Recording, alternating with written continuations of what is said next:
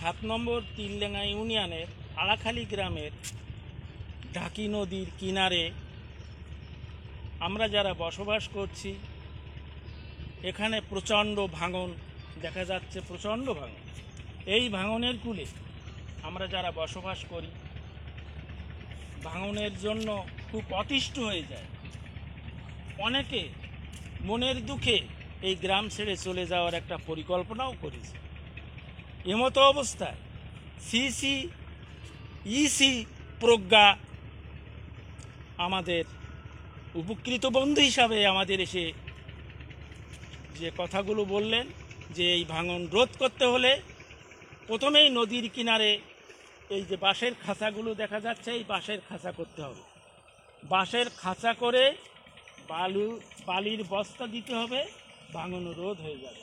সেই মোতাবেক আমরা এই খাঁচা তৈরি করি, বালির বস্তা ফেলি, তার কারণে পলি জমে ভাঙন রোধ হয়ে যায় এবং চড়া পড়ে যায়।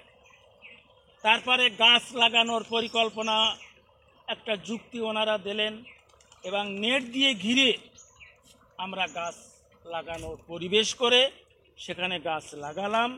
এবং গাছের চারাগুলো যে দেখা যাচ্ছে খুব সুন্দর আকার, এদের যে গ্রোথ এবং সুন্দরভাবে বেড়ে উঠছে। এই গাছ বেড়ে উঠলে আরও উপকৃত হব। তখন আমাদের যে অক্সিজেনের ঘাটতি থাকলেও আমরা গাছ থেকে অক্সিজেন পাব।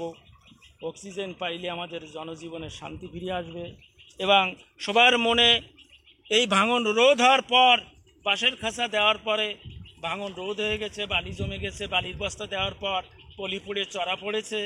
তার জন্য আমাদের জনজীবনের প্রত্যেকের মনে সবার ধারণা যে মনে হয় আরও এরকম প্রকল্প আরও হলে আমরা মনে হয় ভাঙনের হাত থেকে রক্ষা পাব এবং আমরা শান্তিতে বসবাস করতে পারব। ইসি প্রজ্ঞা আমাদের এই সহযোগিতাটা করলে আমরা সুন্দরভাবে উপকৃত হয়ে মনে হয় ভাঙনের অভিশাপ থেকে মুক্ত পেতে পারি।